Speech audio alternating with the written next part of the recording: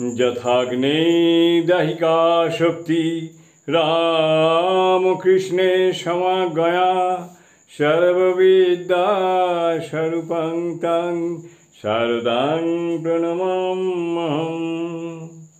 শতরূপে সারদা বই থেকে পাঠ। বিষয় শ্রীমা পঞ্চশিখার আলোকে পঞ্চম শিখা মহেন্দ্রনাথ গুপ্ত। পরবর্তী অংশ। শ্রীশ্রীমা মহেন্দ্রের সেবা আরাধ্য ধ্যানগম্য। শ্রীশ্রীমায়ের জন্মজয়ন্তী প্রকাশ্যে প্রবর্তিত হবার অনেক আগেই মহেন্দ্র সর্বপ্রথম শ্রীশ্রীমায়ের পূর্ণ জন্মতিথি পালন করেছিলেন। তা একটি ছিল 29শে ডিসেম্বর 1889, শ্রীশ্রীমায়ের জন্মতিথি। মহেন্দ্র সকাল হতেই চলে গেলেন দক্ষিণেশ্বরের তপবনে। সারাদিন কাটালেন জপ ধ্যান করে।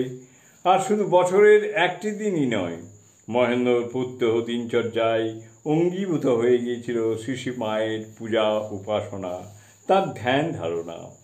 একটি মাধুর্যমণ্ডিত ঘটনা। শ্রীশ্রীমা তখন দাক্ষিণাত্যের কয়েকটি তীর্থ পরিক্রমা করছিলেন।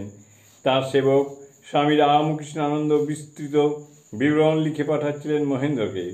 তীর্থ পরিক্রমা শেষ হলে মহেন্দ্র 1911 সালের 8 এপ্রিল তারিখে স্বামী রামকৃষ্ণানন্দজিকে ইংরেজিতে চিঠি লিখে পাঠালেন, হ্যাঁ সত্যি এই কয়েকটি দিন তোমরা সকলে একটা মহোৎসবে মেতে গিয়েছিলে।